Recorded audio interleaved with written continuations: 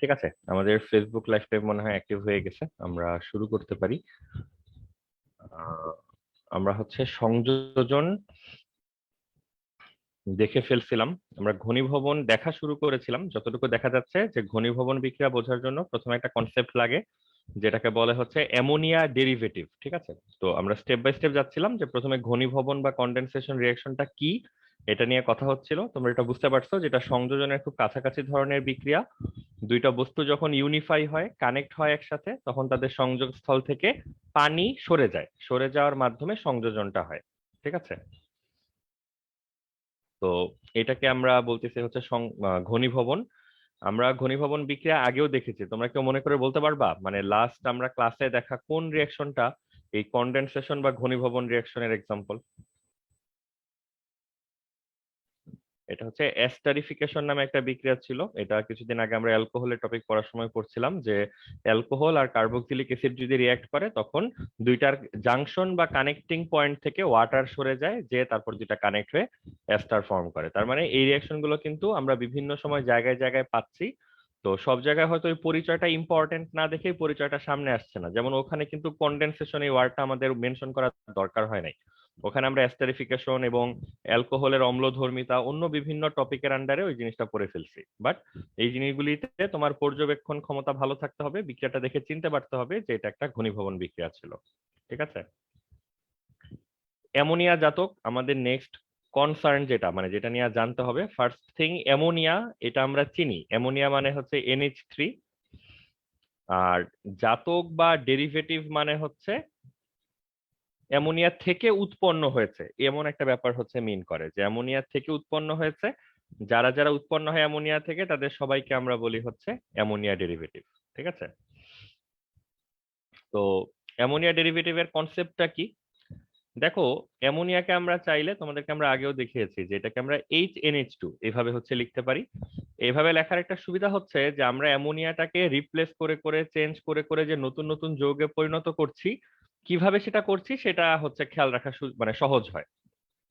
তো আমরা যেটা করব, অ্যামোনিয়ার এই যে হাইড্রোজেন যেটাকে গোল করে রাখছি, এটাকে আমরা অন্য বিভিন্ন রেডিকেল, পরমাণু বা মূলক যাই বলো, এটা দিয়ে প্রতিস্থাপন করে দিব। প্রতিস্থাপন করে দিলে যে নতুন কাঠামোটা, যে নতুন যৌগটা তৈরি হবে, আমরা বলতে পারি যে এই যৌগটা আসলে ইউনিক বা প্রথম যৌগ না, এটা আসলে অ্যামোনিয়ার থেকে উৎপন্ন হওয়া যৌগ। সেই হিসাবে এই নতুন যৌগগুলোকে আমরা অ্যামোনিয়ার জাতক হিসাবে দাবি করতে পারবো।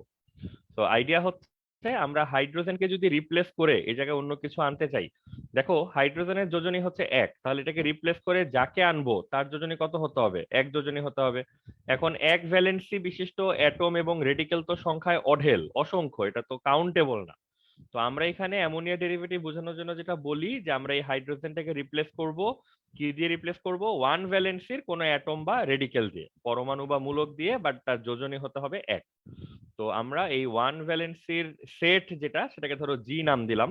তাহলে এই যে NH2G একটা কম্পাউন্ড, এইটাই হচ্ছে আমাদের অ্যামোনিয়া ডেরিভেটিভ। দেখো সবাই কথা বুঝতেছো কিনা? তো অ্যামোনিয়ার ডেরিভেটিভ বা অ্যামোনিয়া জাতকের সাধারণ সংকেত কি? এটা হচ্ছে NH2G। এখানে জির পরিচয় কি? জি হচ্ছে সকল একযোজী পরমাণু এবং রেডিকেলের সেট। এখানে যে কোনো কিছু বসাতে পারবা তুমি। ঠিক আছে, দেন আমরা কিছু এক্সাম্পল যদি দেখতে চাই, যেমন জির জায়গায় কি কি বসতে পারে। কমন এক্সাম্পল হচ্ছে এখানে একটা OH বসতে পারে। আবার NH2 গ্রুপটা ইটসেলফ, অ্যামিনো যেই গ্রুপটা, সেটারও ভ্যালেন্সি 1। তো তুমি এই ফাঁকা জায়গায় বা জির জায়গায় তুমি আরেকটা অ্যামিনো গ্রুপও বসাতে পারো। তো তোমাদের মধ্যে কারো কি এমনিটা জানা আছে অন্য মানে পূর্ববর্তী ক্লাসগুলা থেকে, ধরো 9-10 বা অন্য কোনো জায়গা থেকে নাও শুনে থাকতে পারো, NH2 এই কম্পাউন্ডটার নাম কি? এটা কি জানা আছে কারো?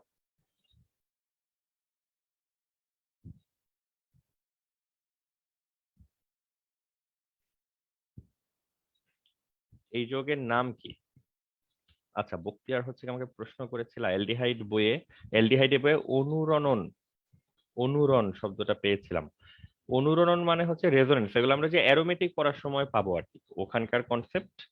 অ্যালিফেটিক অতটা কাজে লাগে না, যখন অ্যারোমেটিক কম্পাউন্ড পড়তে হয় তখন হচ্ছে এই জিনিসটা কাজে লাগে, আমরা অ্যারোমেটিক পড়ার সময় এটা অনেক দেখবো। আর বক্তিয়ার হচ্ছে এটার নাম ঠিক বলছো, NH2 এই কম্পাউন্ডটার নাম হচ্ছে হাইড্রাজেন। যারা জানতা না বা ভুলে গেছো, সবাই নামটা মনে রাখো। এটাকে বলে হচ্ছে হাইড্রাজিন, NH2NH2। তাহলে হাইড্রাজিন একটি ড্যাশ, এই প্রশ্নের উত্তর হচ্ছে হাইড্রাজিন একটি অ্যামোনিয়া জাতক। কেন অ্যামোনিয়া জাতক? আশা করি বুঝতেছো যে অ্যামোনিয়ার NH2 অংশটা ফিক্সড আছে, আর শুধু এক যোজি মূলকের জায়গায় এখানে আরেকটা NH2 মূলক চলে আসাতে এই হাইড্রোজেন যৌগটা পাওয়া যাচ্ছে। এখন বিষয়টা হচ্ছে এরকম যে অ্যামোনিয়ার একটা হাইড্রোজেনকে রিপ্লেস করার পর আমাদের মনে হলো যে এখানেও তো অনেক অনেক হাইড্রোজেন, এগুলাকে কি রিপ্লেস করা যায়? যেমন NH2, NH, একটা হাইড্রোজেনকে তুমি যদি এখান থেকে আবার সরায় নাও বা এটাকে যদি আবার কোনো কিছু দিয়ে রিপ্লেস করো, তাহলে এটা কি হয়ে যায়? হাইড্রোজেনের জাতক হয়ে যায় আবার। তো হাইড্রোজেন ইটসেলফ অ্যামোনিয়ার জাতক, বাট আমরা হাইড্রোজেনের অবস্থা যা দেখতেছি সেখানে অনেক অনেক হাইড্রোজেন আছে। এখানকার আবার এক বা একাধিক হাইড্রোজেনকে কিন্তু চাইলে আমরা অন্য বিভিন্ন পরমাণু বা মূলক দিয়ে প্রতিস্থাপন করে দিতে পারি। ঠিক আছে? তো তোমাদের এটা মনে আছে তো না যে অ্যালকেন থেকে যদি আমরা একটা হাইড্রোজেনকে বের করে নেই, কোন রেডিকেলটা তৈরি হয় বলো তো? অ্যালকাইল। অ্যালকাইল রেডিকেল তৈরি হয়। তেমনি বেনজিন, মানে অ্যারোমেটিক ভার্সনের কথা যদি বলি, বেনজিন থেকে যদি কখনো হাইড্রোজেন সরিয়ে নেওয়া হয়, এটাকে বলে হচ্ছে অ্যারাইল। অনেকগুলো নাম আছে, এটাকে অ্যারাইল বলে, এটাকে ফিনাইল বলে। ঠিক আছে? তো বেনজিন মানে সবাইকে বুঝাতে পারলাম বোধহয়, C6H6।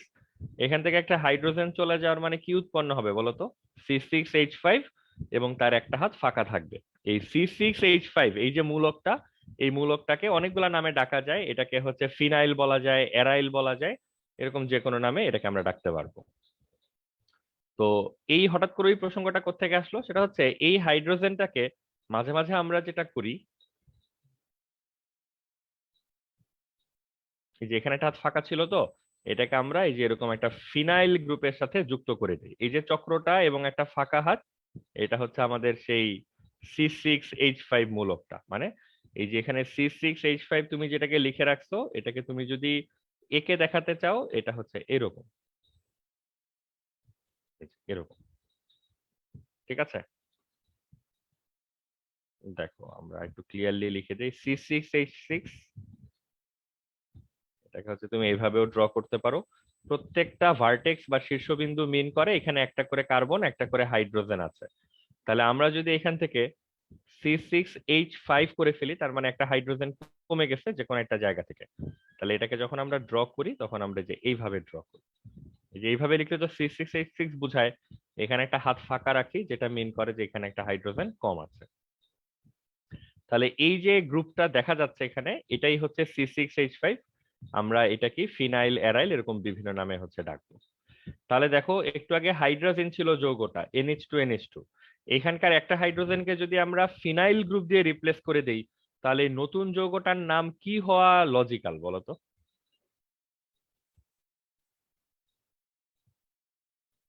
Phenyl hydrogen. হ্যাঁ, এটাকে বলি আমরা ফিনাইল হাইড্রোজেন। তো দেখো এটা সেন্স মেক করে, এখানে খুব মানে অস্পষ্ট কোনো কিছু নাই। এখানে যেটা বলা হয়, এই হাইড্রোজেনের একটা হাইড্রোজেনকে যদি আমরা ফিনাইল গ্রুপ দিয়ে রিপ্লেস করে দেই, এটাকে হচ্ছে আমরা ফিনাইল হাইড্রোজেন বলতে পারি। ঠিক আছে? দেন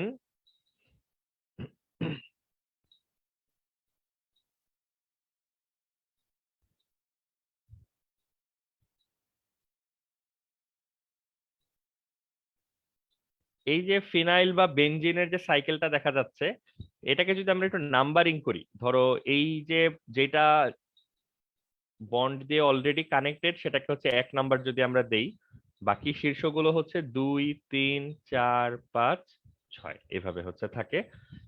এইখানে আরো দুইটা জায়গায় যদি আমরা নতুন একটা মূলক দিয়ে প্রতিস্থাপন করি, ধরো এই 2 নাম্বার পজিশনে আমরা একটা নাইট্রো মূলক নিয়ে আসলাম, 4 নাম্বার পজিশনে আমরা একটা নাইট্রো মূলক নিয়ে আসলাম। কেন সেটা আমরা পরে বলতেছি, জাস্ট আমাদের ইচ্ছা হলো তাই আমরা আপাতত নিয়ে আসলাম। এবং এই নতুন যৌগটার নাম কি হবে বোঝার চেষ্টা করলাম। 2 আর 4-এ দুইটা নাইট্রো আছে, তো এটাকে আমরা বলি 2,4-ডাইনাইট্রো। তারপর বাকিটা তো আগেটাই রয়ে গেছে, ফিনাইল হাইড্রোজেন।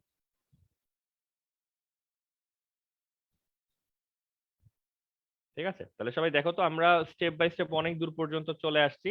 আমাদের মাদার কম্পাউন্ড হচ্ছে অ্যামোনিয়া, অ্যামোনিয়া থেকে প্রথমে আসলো হাইড্রাজিন, হাইড্রোজেন থেকে আসলো ফিনাইল হাইড্রোজেন, দেন ফিনাইল হাইড্রোজেন আবার অনেকগুলো জায়গার মধ্যে দুইটা জায়গা আমরা প্রতিস্থাপন করে দিলাম, ফলে তৈরি হলো 2,4-ডাইনাইট্রোফিনাইল হাইড্রোজেন। তো প্রথম দিকে এত বড় নাম দেখে অনেকে কনফিউজড হয়ে যায় যে এটা মুখস্থ করতে হবে বোধহয়, কিন্তু নামটা কিন্তু সেন্স মেক করে। 2,4-ডাইনাইট্রো মানে 2 আর 4 নাম্বার পজিশনে দুইটা নাইট্রো, আর ফিনাইল মানে ফিনাইল রেডিকেল, হাইড্রোজেন মানে তুমি জানো NH2 NH2, ঠিক আছে? এইভাবে স্টেপ বাই স্টেপ পুরো জিনিসটা আসছে। এই কম্পাউন্ডটা এতটাই ফেমাস যে এটাকে আমরা একটা সংক্ষিপ্ত নাম দিয়ে দিছি, এটাকে আমরা 24DNP বা কিছু কিছু বইতে 24DNPH এভাবে বলা থাকে, ডাইনাইট্রোফিনাইল হাইড্রোজেন, ডাইনাইট্রোফিনাইল হাইড্রোজেন। তো 24DNP দেখলেই মানে এটা দেখবা বিভিন্ন কারণে চোখের সামনে আসবে, এই 24DNP দেখলেই হচ্ছে সজাগ হয়ে যেতে হবে যে এই যৌগটার কথা বলতেছে। এবং সবাই আমার সাথে সাথে নিজেদের খাতায় 1-2 বার এটা এঁকে ফেলো বা লিখে ফেলো, ঠিক আছে? এই যৌগের সংকেত লেখা নিয়েও যেন আমাদের মধ্যে কোনো কনফিউশন ক্রিয়েট না হয়। আর আমরা অ্যারোমেটিক যৌগ এখনো পড়া শুরু করি নাই, তো তোমাদের বেনজিন এখন অতটা আঁকা লাগতেছে না, বাট কিছুদিন পরে দেখবা যে কথায় কথায় তোমাকে এই হেক্সাগন বা ষড়ভুজ আঁকতে হবে। অতএব যদি এইটা ড্র করতে একটু চ্যালেঞ্জ ফেস করে থাকো, আপাতত একটু কষ্ট করো, এটা আস্তে আস্তে তোমরা ইউজ টু হয়ে যাবা। অ্যাটলিস্ট এই 2 রকমের ষড়ভুজ আমাদেরকে মানে যখন তখন আঁকার একটা মানে দক্ষতা থাকতে হবে, লম্বালম্বি এবং হচ্ছে শুয়ে পড়া বেঞ্চে, ঠিক আছে? তাহলে আমরা 2,4-ডাইনাইট্রোফিনাইল হাইড্রোজেন যৌগটার সাথে তোমাকে পরিচয় করাই দিলাম। যদি আমরা প্রশ্ন করি 2,4-DNP এই যৌগটা একটা অ্যামোনিয়া জাতক কিনা, বলো এই প্রশ্নের উত্তর কি হবে?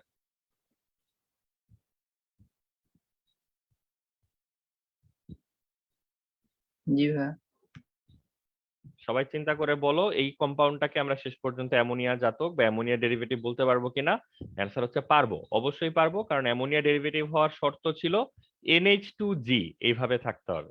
তো এখানে জি মানে কোন পার্টটা আশা করি সবাই বুঝতে পারছো, এইখানে এই সমগ্র এই অংশটা হচ্ছে আমাদের জি।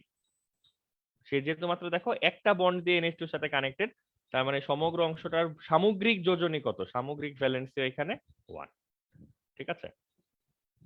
আপাতত এইখানে এখন পর্যন্ত যতটুকু বললাম জানার শিখার পড়ার জিনিসটা হচ্ছে ঘনীভবন বিক্রিয়া মিনিংটা কি, অ্যামোনিয়া জাতক বলতে কি বোঝায়, অ্যামোনিয়া জাতকের কয়েকটা স্যাম্পল বা কয়েকটা উদাহরণ, এবং উদাহরণ দেখতে দেখতে এই 2,4-DNP যৌগটা যেহেতু খুবই পপুলার এবং ফেমাস, এই যৌগটা তোমাকে চিনতে পারতে হবে, লিখতে পারতে হবে, মনে রাখতে পারতে হবে, ঠিক আছে?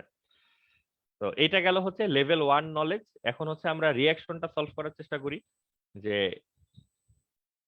আমরা এই যে অ্যামোনিয়া ডেরিভেটিভ শিখলাম এটা আমাদের কি কাজে লাগবে। দেখো ফার্স্টলি আমরা, ভাইয়া, হ্যাঁ বলো।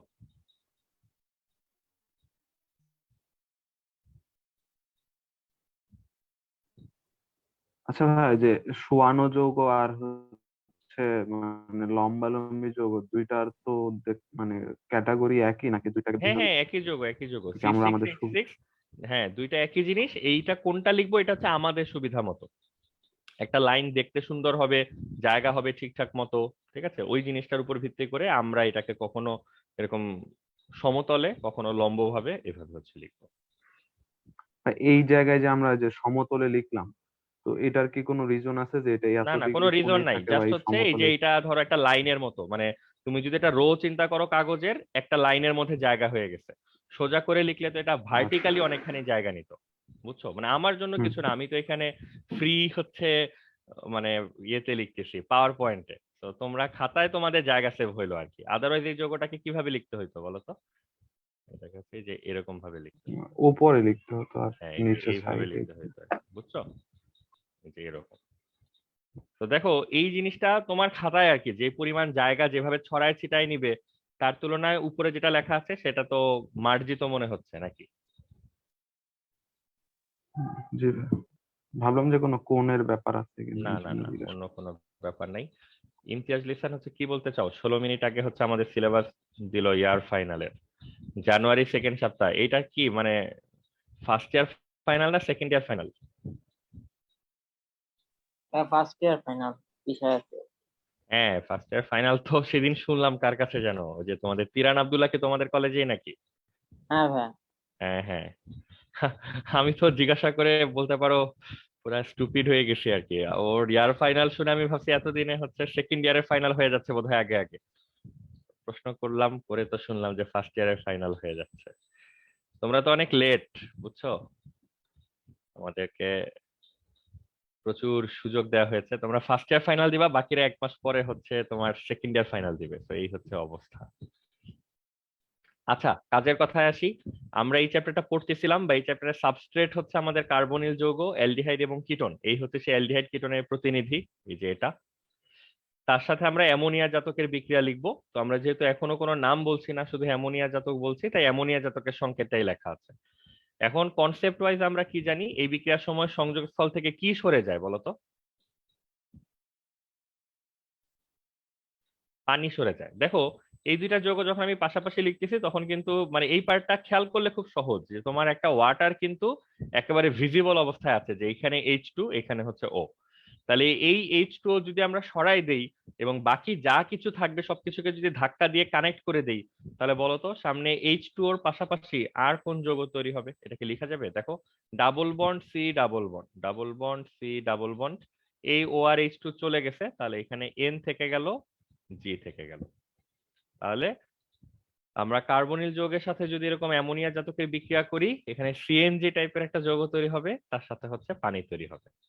দেখো বোঝা গেল কিনা? একদম ইজি, বাট ব্যাকগ্রাউন্ডের জিনিসগুলো জানলে তারপরে হচ্ছে ইজি, আদারওয়াইজ তো বুঝবাই না কি করতে হবে। তো সবাই দেখো তাকায় এই বিক্রিয়ার লেখাটা বুঝছো কিনা। এইভাবে হচ্ছে তোমাকে ঝড়ের বেগে এই ঘনীভবন বিক্রিয়াগুলোকে সলভ করে ফেলতে হবে। আর এখানে যদি একটা জিনিস বুঝতে চাও, কতগুলো জায়গায় আমরা কোনো ইনফরমেশন বসাই নাই, মানে ওপেন যা দিব সব ঠিক আছে, এটা হচ্ছে এই হাতে আমরা কিছু দেই নাই, এই হাতে আমরা কিছু দেই নাই, তার মানে এই বিক্রিয়া বোথ অ্যালডিহাইড এবং কিটোনের জন্য সত্য। ঠিক আছে? তো অ্যালডিহাইড নেই বা কিটোন নেই, এই বিক্রিয়া লেখার ক্ষেত্রে যেন আমাদেরকে কখনো কোনো ধরনের সংশয়ে পড়তে না হয়। ঠিক আছে? আর এইখানে জিটাও সাধারণভাবে লেখা আছে, এখানে জির জায়গায় কোনো কিছু বসানো নাই। অতএব এখানেও তুমি তোমাদের খুশি মতো OH বা অন্য NH2 মূলক যে যা ইচ্ছা আর কি, অ্যামোনিয়া জাতকের যে কোনো একটা সদস্য নিয়ে তুমি বিক্রিয়া করলেই এই যৌগগুলা তৈরি হবে। দেখো সবাই বুঝছো কিনা? তাহলে এই জায়গাটা, এই জায়গাটা এবং এই জায়গাটা, এই তিনটা জায়গায় আমাদের কিছু ইম্প্রোভাইজেশন, কিছু ক্রিয়েটিভিটি দেখানোর সুযোগ আছে, সুনির্দিষ্ট কোনো এক্সাম্পল সলভ করার সুযোগ আছে। সবাই কি বুঝছো? হ্যাঁ, জি এর পরিচয়টা আরেকবার একটু বলো। বলো। আমি বলবো না, আর কে বলতে পারবা জির ব্যাপারে আমরা কি বলেছি, জির পরিচয় কি? একযোজি পরমাণু বা মূলক। একযোজি পরমাণু বা মূলকের সেট। ঠিক আছে, জি মানে হচ্ছে দুনিয়ার সকল একযোজি পরমাণু বা মূলক। রাহাত শুনতে পাইছো? বুঝতে পারছো? জি ভাই। ঠিক আছে, তাহলে ধরো এখানে আমরা মেইন বিক্রিয়া লিখে ফেলছি, এইগুলো হচ্ছে জাস্ট এক্সাম্পল। এই বিক্রিয়া যখন আমরা করতে চাইবো তখন কি হবে বলো তো? কাজ তো সহজ, এইখানের ও আর এইখানের H2 এগুলোকে আমরা পানি হিসাবে সরিয়ে দিব, বাকি যে অংশটা সেটা হচ্ছে কানেক্টর। দেখ বোঝা যায় কিনা।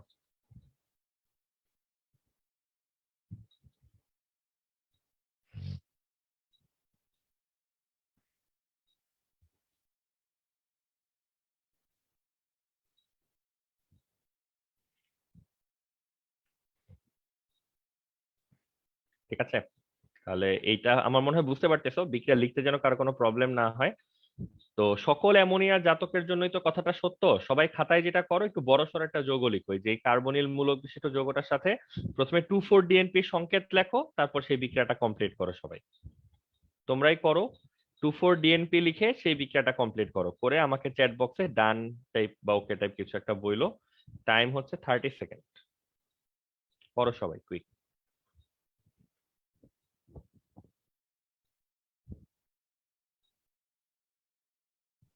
ভাই আরেকবার বুঝিনি। হ্যাঁ, মানে কাজ হচ্ছে, উপরে তো দুইটা এক্সাম্পল দেখলা তোমরা, প্রথম বিক্রিয়া একেবারে সাধারণভাবে অ্যামোনিয়া জাত কিভাবে বিক্রিয়া করে দেখলা, দ্বিতীয় বিক্রিয়াতে একটা উদাহরণের সাথে বিক্রিয়া দেখলা।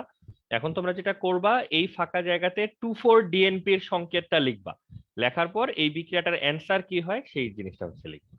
এই দুইটা হচ্ছে তোমাদের কাজ।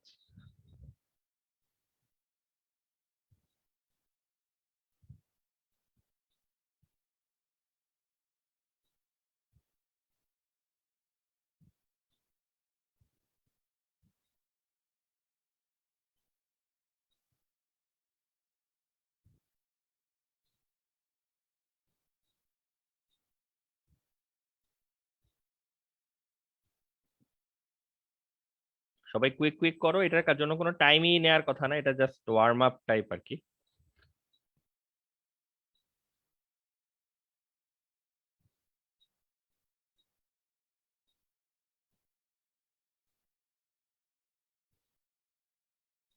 আচ্ছা, ভালো কথা, তোমাদের তো একটা কথা বলতে ভুলে গেছি, সেটা হচ্ছে এইবার যারা এসএসসি দিল, মানে তোমাদের পরের ব্যাচ যারা নতুন ফার্স্ট ইয়ার, ওদের হচ্ছে ক্লাস শুরু করতেছি আমরা খুব শীঘ্রই, 1-2 দিনের মধ্যে। তো তোমাদের যদি কেউ থাকে পরিচিত, যারা মানে এখন এটা তো অ্যাডভান্স ব্যাচ টাইপের, যেহেতু কলেজ অ্যাডমিশন গুলো এখনো কমপ্লিট হয় নাই, তো তোমরা হচ্ছে তাদেরকে ইনভাইট করতে পারো আর কি।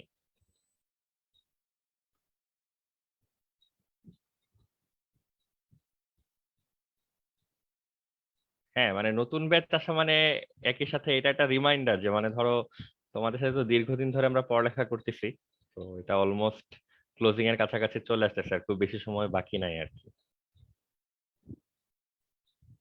সবাই ঝাঁপিয়ে পড়ে পড়তে থাকো, মাত্র 3জন হচ্ছে ডান দিছো, বাকিদের এত সময় তো লাগার কথা না, খুব বেশি মানুষ যদিও নাই প্রেজেন্ট, বাট কি করতে হবে বলো তো? NH2 NH,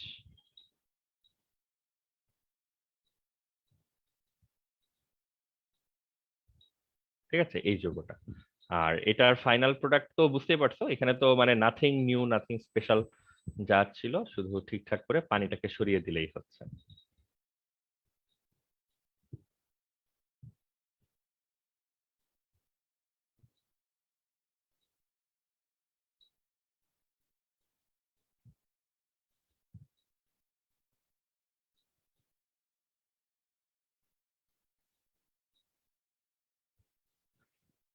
তাহলে এই জিনিস লিখতে কারো কোনো প্রবলেম নাই তো? এখন আমাদের কিন্তু সেকেন্ড টপিকটা শেষ হয়ে যাচ্ছে, মানে ঘনীভবন বিক্রিয়াতে কিন্তু এর থেকে বেশি কিছু লাগবে না। হাইয়েস্ট এবং মোস্ট ইম্পর্টেন্ট থিং হচ্ছে কার্বনিল কম্পাউন্ডের সাথে বোথ অ্যালডিহাইড আর কিটোন এরকম যে কোনো কম্পাউন্ডের সাথে 2,4-DNP রিঅ্যাকশন সলভ করা, এটা হচ্ছে কাজ। তো সেটা এখন দেখা যাচ্ছে যে খুব ইজিলি কোনো ঝামেলা ছাড়াই কমপ্লিট করতে পারা উচিত আমাদের। ঠিক আছে, তো সবাই যদি কারো প্রবলেম থাকে যে এই বিক্রিয়া কিভাবে লেখা হচ্ছে কোনো আইডিয়া নাই তোমার, তুমি এই বিক্রিয়া লিখতে পারবা না, সে হচ্ছে হাত ওঠাও, তাকে আমরা একটু বোঝানোর চেষ্টা করি কিভাবে বিক্রিয়াটা লেখা হচ্ছে। আর যদি তোমরা বুঝে থাকো কিভাবে কি হচ্ছে এটা, মানে সেক্ষেত্রে ডান। এখন কিছু ইনফরমেশন দরকার। এই যে যৌগটা উৎপন্ন হচ্ছে, প্রথম ইনফরমেশন মাথায় রাখো, এই যে বাম পক্ষে যে যৌগটা ছিল লেফট হ্যান্ড সাইডে, এটার নাম ছিল 2,4-DNP, রাইট? 2,4-ডাইনাইট্রোফিনাইল হাইড্রাজিন। আর রিয়াকশনের পরে যে কম্পাউন্ডটা তৈরি হয় এটার নাম পুরোটা আগেটার মতোই থাকে, ধরো সামথিং 2,4-ডাইনাইট্রোফিনাইল হাইড্রাজিন, এরকম পুরোটাই থাকে, শুধু লাস্টের অংশটুকু চেঞ্জ হয়, এখানে হাইড্রাজিন না হয়ে এই যৌগটার নাম হয় হাইড্রাজোন। মানে বাম পক্ষের যৌগটার নাম যদি হয় 2,4-ডাইনাইট্রোফিনাইল হাইড্রাজিন, ডান পক্ষে এসে যা কিছু পরিবর্তন করা দরকার করে বাকি সবকিছু আগের মতো হবে, লাস্টে হবে ডাইনাইট্রোফিনাইল হাইড্রাজোন। ঠিক আছে, এটা একটু মনে রাখো। আর এই যে হাইড্রাজোন যে কম্পাউন্ডটা তৈরি হচ্ছে, বিশাল একটু কমপ্লিকেটেড নেচারের যৌগ, এটা হচ্ছে অধক্ষেপ হিসাবে পতিত হয় বেশিরভাগ সময়, কালারফুল অধক্ষেপ। কালারটা কেমন হয়? ইয়েলো বা হচ্ছে অরেঞ্জ, হলুদ বা কমলা রঙের অধক্ষেপ। এই লাস্টের কথাবার্তাগুলা ভয়াবহ রকম ইম্পর্টেন্ট, কি বলতেছি আরেকবার রিপিট করি। কার্বনিল যে কোনো যৌগ, বিট অ্যালডিহাইড অর কিটোন, এটার সাথে 2,4-DNP-র বিক্রিয়া হলে 2,4-ডাইনাইট্রোফিনাইল হাইড্রাজোন নামক রঙিন অধক্ষেপ বিশিষ্ট যৌগ তৈরি হয়। ঠিক আছে, তো এই বিক্রিয়া দেখে হচ্ছে কার্বনিল মূলক শনাক্ত করা হয়, এক্সট্রিমলি ইম্পর্টেন্ট জিনিস।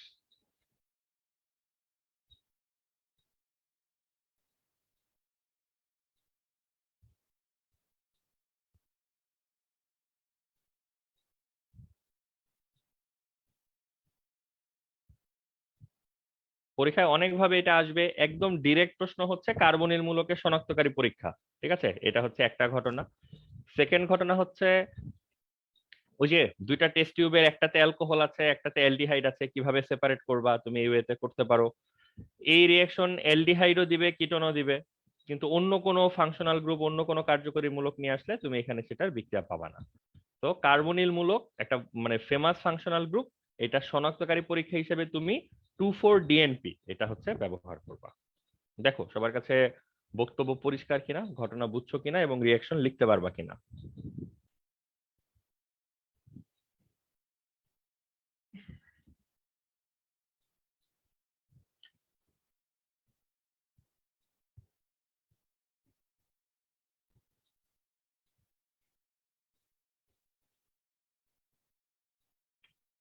কারো কোনো প্রশ্ন থাকলে বলে ফেলো, বাট এখানে প্রশ্ন করার মানে আমি অ্যাটলিস্ট কিছু দেখতেছি না, জিনিসপত্র টু মাচ ইজি।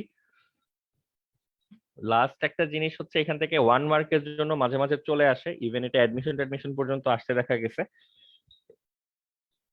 আমি লিখি, তোমরা কমপ্লিট করে আমাকে বলবা কাহিনীটা কি হচ্ছে।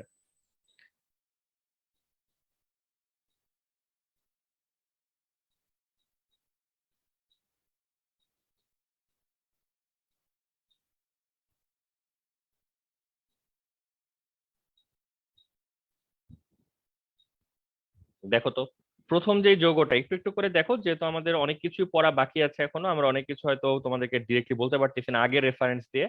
তো সামনে যা নতুন পাচ্ছ শিখে ফেলো সাথে সাথে। যেমন প্রথমে একটা অ্যারোমেটিক যৌগ বা বেনজিনের অংশ দেখা যাচ্ছে, তার সাথে সিএইচও আছে। তো সিএইচও দেখে আমরা বুঝতেছি বেসিক্যালি এটা হচ্ছে একটা অ্যালডিহাইড কিটোন থেকে আসা যৌগ।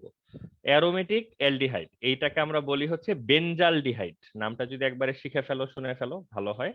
এই যৌগটাকে আমরা বলি হচ্ছে বেনজালডিহাইড। আর এটা হচ্ছে মিথাইল অ্যামিড। এই বিক্রিয়াতে কি উৎপন্ন হবে সেটা জানতে চাওয়া হচ্ছে। দেখো, এই বিক্রিয়াটা দেখতে তোমাদের কাছে অচেনা মনে হইতেই পারে, কিন্তু এটাকে কি করতে হবে, জোর করে আমাদের পরিচিত প্যাটার্নের মধ্যে নিয়ে আসতে হবে। বলতো সিএইচও মূলকটাকে কিভাবে লেখা যায়?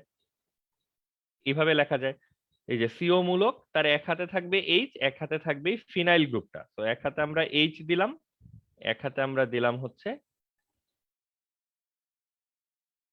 ভালো হইলো না ড্রয়িংটা,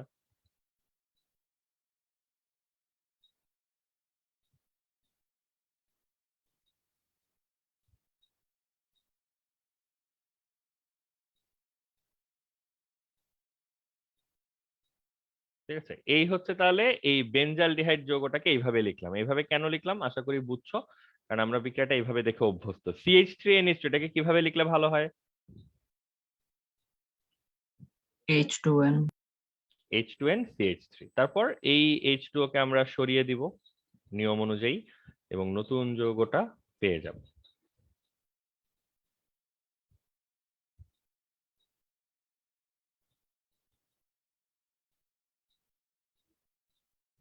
এরকম। তো এই ভাইয়া যৌগটাতে, এখানে তো হ্যাঁ বলো। CH3, এখানেও তো এইচ ছিল, তো ওইটা কি এই অক্সিজেনের সাথে রিয়েকশন কর মানে শুধু নাইট্রোজেনের সাথে যে হাইড্রোজেন আছে ওইটাই বিক্রিয়া করতেছে, যে কার্বনের সাথে যে হাইড্রোজেন আছে।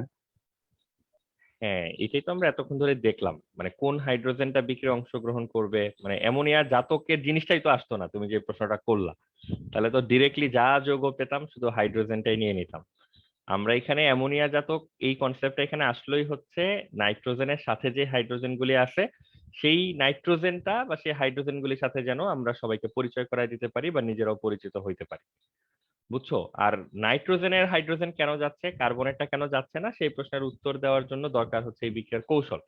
এই বিক্রিয়ার কৌশল বইতে আছে, সিলেবাসে নাই, তো ওই জন্য আমরা এটা সচেতন ভাবে হচ্ছে স্কিপ করে যাচ্ছি। বাট তোমার যদি একান্ত আগ্রহ থাকে, বইপত্র উল্টানোর সময় এটা তোমার চোখে পড়বে, দেখে নিও। না বুঝলে আমরা হয়তো সিলেবাস শেষ করার পরে যদি এক্সট্রা টাইম থাকে তখন হচ্ছে এটা দেখতে পারি। আপাতত তোমাদের জন্য কিন্তু ইনফরমেশন একদম চাছা ছোলা এবং ক্লিয়ার কাট, এখানে কোনো কনফিউশনের কিছু নাই। তুমি অলরেডি সাধারণ বিক্রিয়াটা দেখছো, তুমি দেখো, মানে তুমি যে এখানে মিথাইলের কথা বললা, সবসময় জায়গায় মিথাইল থাকবে যে তারও তো কোনো ঠিক ঠিকানা নাই। তো আমাকে তো, যখনই তুমি ঘনীভবন বিক্রিয়ার কথা বলবা, তোমাকে তো পানি সরানোর ব্যবস্থা তো রাখতে হবে। তো তোমাকে একটা কনস্ট্যান্ট জায়গা থেকে হাইড্রোজেনটা আসলে ভালো হয় না? জি ভাইয়া। ঘটনা বুঝতে পারছো? তো এইটা হচ্ছে মূল বিষয়। আর আরো টেকনিক্যাল জিনিসপত্র কৌশল দেখলে বোঝা যায়, তো যেটা আপাতত আমাদের লাগতেছে না। ঠিক আছে, তাহলে এইখানে যে যৌগটা তৈরি হচ্ছে, আমরা যেটা বলতে চাচ্ছিলাম যে এই যৌগটাতে আসলে কোনো কিছু স্পেশাল নাই। একদম জেনারেল বিক্রিয়াটা যেভাবে হয়েছে, এই জেনারেল বিক্রিয়াটা যেভাবে হচ্ছে, আমরা তো 3টা জায়গায় কোশ্চেন মার্ক দিয়ে রাখছি যে জায়গাগুলোতে আমরা ইচ্ছা মতো পরিবর্তন করতে পারবো। এই বিক্রিয়াটা সিম্পলি 3টা জায়গায় ইচ্ছা মতো পরিবর্তনের ফলাফল। এক জায়গায় হাইড্রোজেন, এক জায়গায় ফিনাইল, এক জায়গায় মিথাইল যদি দেই, তাহলে এই যৌগগুলোর জন্য বা এই মূলকগুলোর জন্য কিন্তু কোথাও কোনো আলাদা পরিবর্তন আসে না, বিক্রিয়া যেভাবে হওয়ার সেভাবেই হয়। তো নতুন জিনিসটা কি বা কেন আমরা এই বিক্রিয়াটা আলাদাভাবে দেখতেছি, এই যে যৌগটা, এটার একটা নাম আছে, এটাকে হচ্ছে সিভ বেস বা সিভ ক্ষারক বলে। সিভ হচ্ছে সায়েন্টিস্টের নাম, উনি এই ক্ষারটা আবিষ্কার করেছিলেন দেখে এটার নাম হয়ে গেছে সিভ বেস বা হচ্ছে সিভ ক্ষারক। তো এটা 1 মার্কের জন্য অনেক সময় আসে যে সিভ ক্ষারক কি, তখন এই বস্তুটার সংকেতটা লিখতে পারতে হয়। বা সিভ ক্ষারকের প্রস্তুতি লেখো, 2 মার্কের জন্য লাগতে পারে, লাগছে একটা সময় আগে, তো তখন এই বিক্রিয়াটাও লিখতে পারতে হবে। তার মানে বিক্রিয়াতে নাথিং স্পেশাল, বাট তোমাকে জানতে হবে এই 3টা জায়গায় কি কম্বিনেশনটা এখানে ব্যবহার করা হইতো। ঠিক আছে? সিপ কারকটা কিসে লাগে ভাইয়া? সিভ ক্ষারক হচ্ছে ল্যাবরেটরিতে, তারপর হচ্ছে তোমার ইন্ডাস্ট্রিতে রং উঠানোর কাজে, রং করার কাজে, এইসব জায়গায় হচ্ছে কাজে লাগে।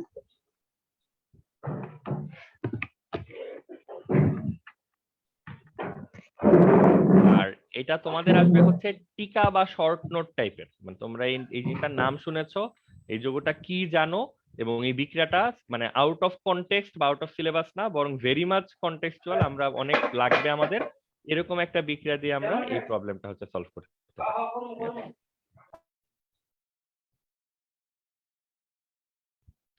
তাহলে আমাদের 1 নাম্বার বিক্রিয়া ছিল ঘনীভবন, সরি সংযোজন, সেটা ডান। 2 নাম্বার বিক্রিয়া ছিল ঘনীভবন, এটার ব্যাপারে আমাদের যতটুকু ইনফরমেশন তোমাদেরকে দেয়া হয়ে গেছে, এর থেকে বেশি কিছু আমাদের এখানে লাগবে না। তো 2টা রিঅ্যাকশন ডান। এখন হচ্ছে আমরা থার্ড রিঅ্যাকশনে মুভ করতেছি। কে বলতে পারবা? খাতাপত্র দেখে বলো, সমস্যা নাই। থার্ড রিঅ্যাকশনটা কোনটা ছিল?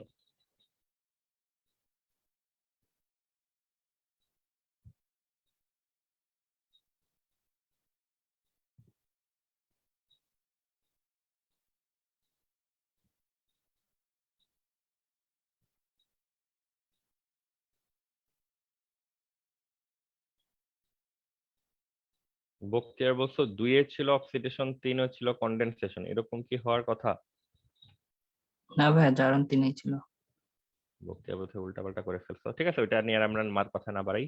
তো এটা 3এই থাকার কথা জারণ, কারণ প্রথম তো হচ্ছে সংযোজন, দেন সংযোজনের সাথে ক্লোজ বিক্রিয়াগুলোই তো আগে আগে থাকবে, তো বোঝা যায় ওটা 2 নাম্বারেই ছিল। আচ্ছা, আমরা জারণে আসি। জারণ তো আমাদের জন্য পরিচিত বিক্রিয়া, পরিচিত কনসেপ্ট, অক্সিজেন যোগ হবে, হাইড্রোজেন বের হয়ে যাবে, ইলেকট্রন ছাড়ন হবে, এরকম নানান ভাবে আমরা জারণকে হচ্ছে ডেসক্রাইব করতে পারবো।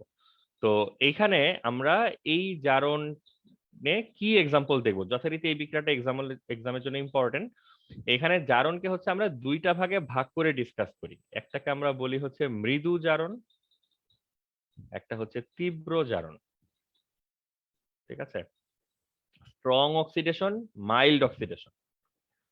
তো কোনটা মৃদু জারণ বলা হবে, কোনটাকে তীব্র জারণ বলা হবে, এটা আমাদের ভাষার উপর ডিপেন্ড করে না, মানে আমরা কি লিখতেছি তার উপর ডিপেন্ড করে না, ডিপেন্ড করে আমরা কোন অক্সিডেন্ট বা কোন জারকটা এখানে ব্যবহার করতেছি তার উপর হচ্ছে ডিপেন্ড করে। তো যেমন আমাদের বিখ্যাত তীব্র জারক হচ্ছে পটাশিয়াম পারম্যাঙ্গানেট সালফিউরিক অ্যাসিডের মিশ্রণ, পটাশিয়াম ডাইক্রোমেট সালফিউরিক অ্যাসিডের মিশ্রণ। তো তুমি এই জারকগুলা ব্যবহার করলা, করে আবার লেখার সময় ঠিকই লিখলা এখানে মৃদু জারণ হচ্ছে, তাহলে কিন্তু লাভ নাই।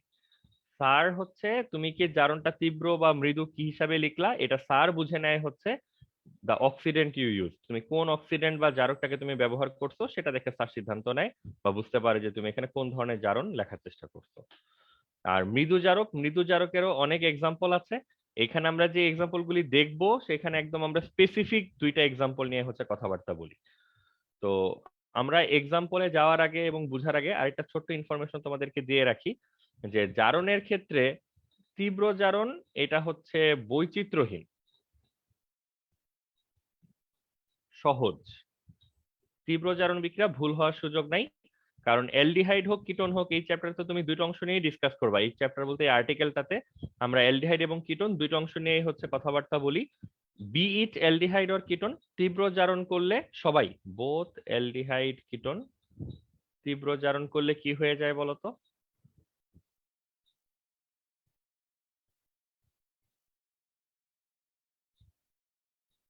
Carboxylic acid. তো এটা তোমার জন্য তো নতুন ইনফরমেশন না, পুরনো ইনফরমেশনই, যে অ্যালডিহাইডকে একবার জারণ করলে কিন্তু সেটা অ্যাসিড হয়। কিটোনটা হয়তো সবসময় মানে আউট অফ কি বলবো, মানে আউট অফ সাইট থাকে আর কি, চোখে দেখি না কিটোনটা, মুখে কথা বলতে গেলেও মানে কম আসে। তো অ্যালডিহাইড হোক কিটোন হোক সমস্যা নাই, তুমি যখন এটাকে তীব্র জারণ করবা সবার টার্মিনেশন পয়েন্ট বা সমাপ্তি বিন্দু একই জায়গাতে, সেটা হচ্ছে কার্বক্সিলিক অ্যাসিড। তো এটার যেহেতু অ্যান্সার একেবারে লকড, মানে এখানে কোনো বৈচিত্র্যের কিছু নাই, ভুল হওয়ারও কিছু নাই, যে কোনো অ্যালডিহাইড যে কোনো কিটোন আসুক, তুমি যদি এটাকে জারণ করো আবার বা করতে পারো, তাহলে এটা কার্বক্সিলিক অ্যাসিডে পরিণত হবে। এইখানে স্পেশাল বা ইম্পর্টেন্ট পরীক্ষার জন্য লাগবে যেটা, সেটা হচ্ছে মৃদু জারণ। এই কারণে এটাকে আমরা আলাদাভাবে একটু ডিসকাস করতে চাই।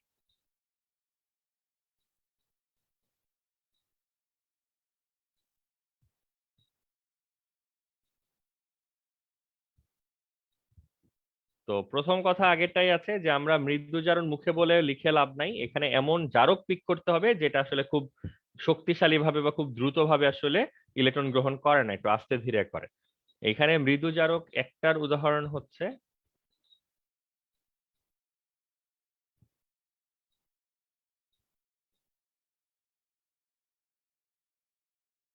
এই যৌগটার নাম কি বলতো? জটিল যৌগের নামকরণ তো তোমাদের পড়ানো হয়েছে আগে।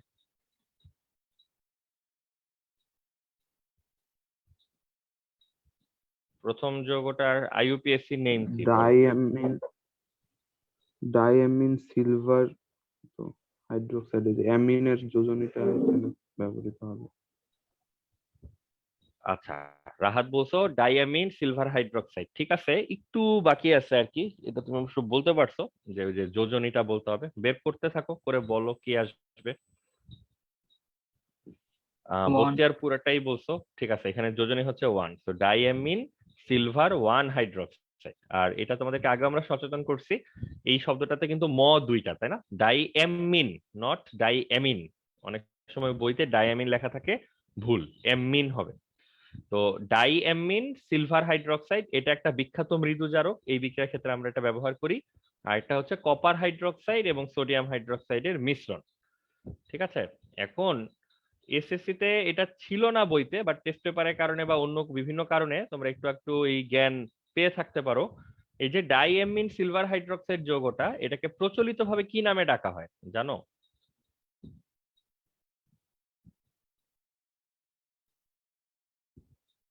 এটাকে বলে হচ্ছে টলেন্স রিএজেন্ট, বাংলায় বলে হচ্ছে টলেন বিকারক। নাম শুনেছো? কতজন নাম শুনেছো? হাত উঠাও তো। আগে মানে আজকের ক্লাসের আগে এটার নাম শুনেছিলে এরকম কতজন আছো?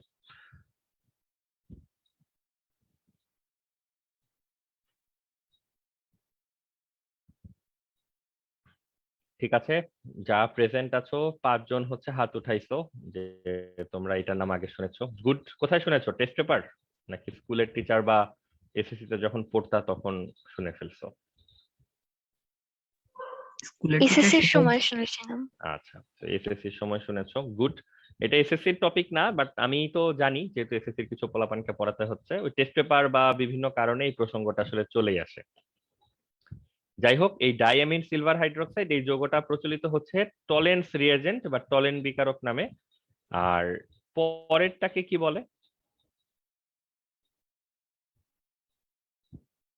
কপার হাইড্রোক্সাইড এবং সোডিয়াম হাইড্রোক্সাইডের মিক্সচারকে বলে হচ্ছে ফেহলিং বা ফেলিং, মানে এই যে একভাবে উচ্চারণটা করলেই হয়, এই ফেলিং সলিউশন বা ফেলিং দ্রবণ। তো এই দুইটা নিয়ে আমরা আসলে মৃদু জারণ বিক্রিয়াটা করি, একটা হচ্ছে টলেন বিকারক দিয়ে আমরা কাজটা করি, একবার হচ্ছে ফেলিং দ্রবণ দিয়ে আমরা কাজটা করি।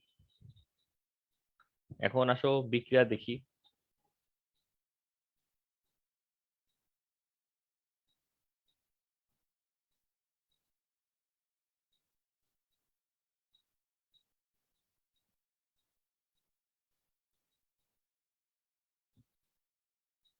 ঠিক আছে, ধরো এটা কোন একটা অ্যালডিহাইড, এই অ্যালডিহাইডের মধ্যে এই জিনিস যোগ করা হলো, ডাইঅ্যামিন সিলভার হাইড্রোক্সাইড।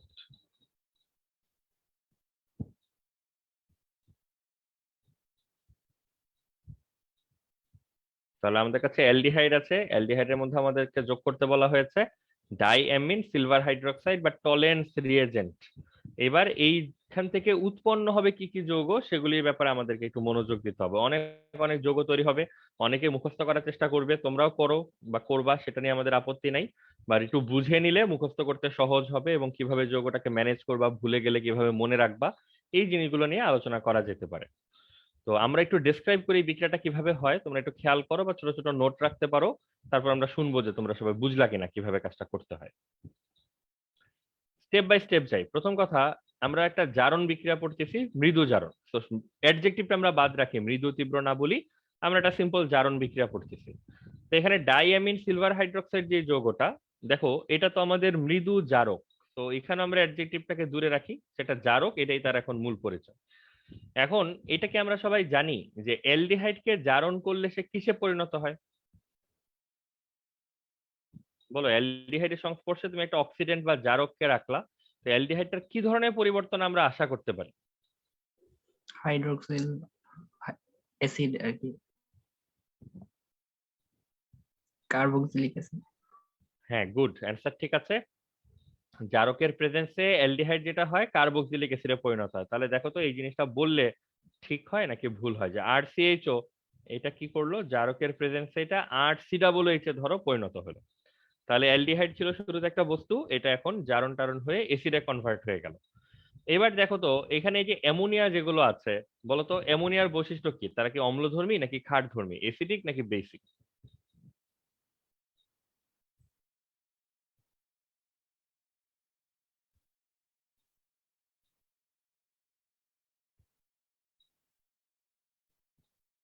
ঠিক আছে, বোঝা যাচ্ছে? তাহলে এখানে হচ্ছে প্রথমে যেটা অ্যালডিহাইড ছিল সেটা হচ্ছে এসিডে কনভার্ট হয়ে গেল। সেই এসিড, এখানে অ্যামোনিয়া তো ক্ষারধর্মী, এটা তো আমাদের জানা আছে সবার নাকি? তো ক্ষারধর্মী যদি হয় তাহলে এই এসিডটা কি করবে দেখো, আমি এটা ডট ডট দিয়ে দেখাচ্ছি বোঝানোর জন্য জার্নিটা কিরকম। সেইখানে অ্যামোনিয়ার সংস্পর্শে যখন আসবে তখন সে যুক্ত হওয়ার চেষ্টা করবে। তো এই এসিড আর এই অ্যামোনিয়া যখন যুক্ত হবে তখন বলো তো কি ধরনের লবণ তৈরি হওয়া উচিত?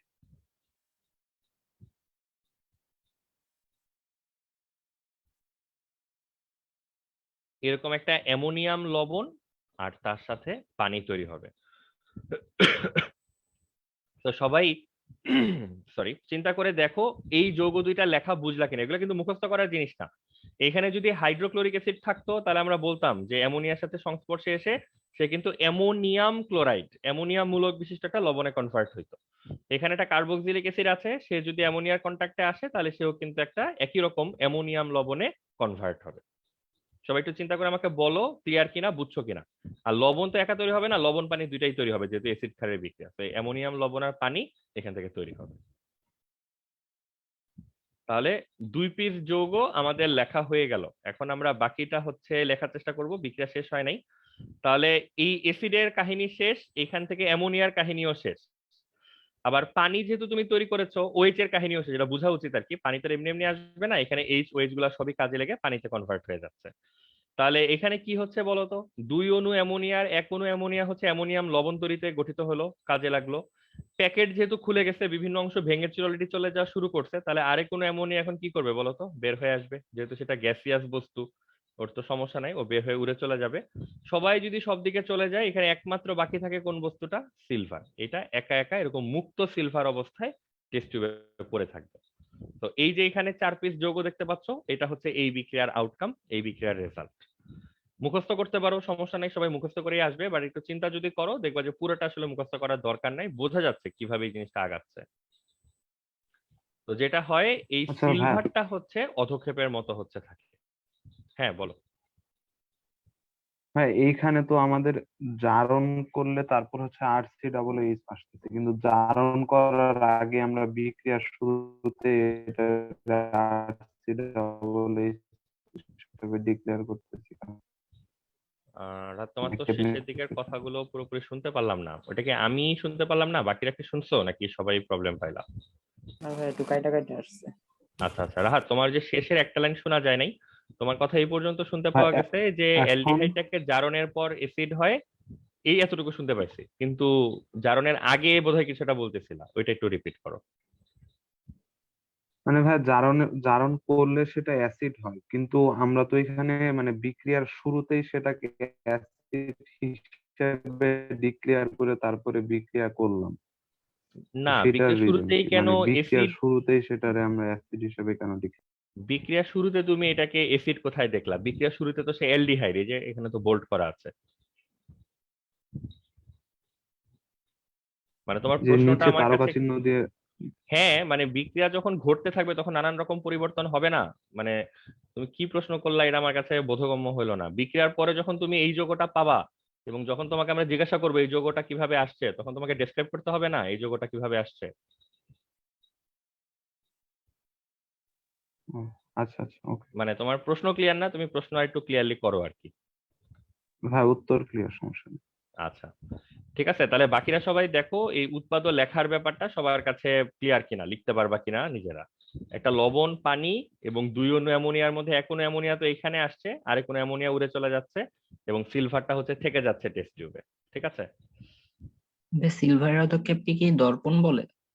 হ্যাঁ, আমরা ওই যে ওই পার্টটাতে আসতেছি, মানে আমরা তো এটা তো ধরো থিওরিটিক্যালি মুখে মুখে বলতেছি যে এই করতেছি, এটা এটা হচ্ছে, বাট রিয়েল লাইফে যখন হচ্ছে আমরা টেস্ট টিউবে এক্সপেরিমেন্টটা করব, ধরো এটা একটা টেস্ট টিউব, এখানে হচ্ছে আমরা এই যে সেই অ্যালডিহাইড নিলাম, ডাইঅ্যামিন সিলভার হাইড্রোক্সাইড বা হচ্ছে টলেন বিকারক নিলাম, আমরা যেটা দেখতে পাচ্ছি শেষ পর্যন্ত সিলভার কিন্তু মুক্তভাবে তৈরি হয়, মুক্তভাবে সিলভার তৈরি হয়। তো এগুলা তৈরি হয়ে ধরে যে এখানে অধক্ষেপ যেভাবে থাকে সেভাবে ধরো সঞ্চিত হলো, এটা হচ্ছে সেই সিলভারের অংশটুকু। এখন মানে টেস্ট টিউবের সাথে তো আমাদের পরিচয় আছে, যদিও আমরা হয়তো এখন এভাবে প্র্যাকটিক্যাল করি নাই বা টেস্ট টিউব দেখি নাই বা জানি না টেস্ট টিউব কেমন, এমনটা কারোরই হওয়ার কথা না। টেস্ট টিউব বলতো কেমন টাইপের, ওটা কি আয়না টাইপের মানে চেহারা দেখা যায়, নাকি এটা স্বচ্ছ টাইপের মানে গ্লাস টাইপের? স্বচ্ছ। এটা স্বচ্ছ গ্লাস টাইপের, মানে তুমি এটাতে তো মানে চেহারা দেখতে পাবে না, মিরর টাইপ না আর কি এটা। তো এটাই স্বাভাবিক। এখন যেটা হয়, এই বিক্রিয়া করার পর যখন সিলভার তৈরি হয়, সিলভার তো টেস্ট টিউবের মধ্যে থেকে যায়, মানে নিচে বা সাইডে দিয়ে তো থেকে যায়। তখন ওই যে 9-10-এ পড়ছো না যে ধরো এরকম ট্রান্সপারেন্ট কাচের এক পাশে তুমি যদি মানে অস্বচ্ছ জিনিসপত্র দিয়ে প্রলেপ দাও, ওই যে সিলভারিং বলে বা পাড়া লাগানো বলে, তখনই তো ওই মিরর, এটা মিররের মতো একটা ফিলিং দিবে তোমাকে, মিররের মতো কাজ করবে। তো এইখানে হচ্ছে এই ব্যাপারটা ঘটে। টেস্ট টিউব ছিল স্বচ্ছ ট্রান্সপারেন্ট, তো যখন এই বিক্রিয়াটা হয়, সিলভার যখন তৈরি হয়ে ভিতরের লেভেলে আটকে যায় বা জমে যায়, তখন বাইরের দিক থেকে এই টেস্ট টিউবটাকে কি মনে হবে বলতো? একটা আয়না টাইপের মনে হবে। এই কারণে এই টেস্টটার নামই হয়ে গেছে হচ্ছে মিরর টেস্ট। বাংলায় হচ্ছে এটাকে দর্পণ পরীক্ষা বা সিলভার দর্পণ পরীক্ষা বলে।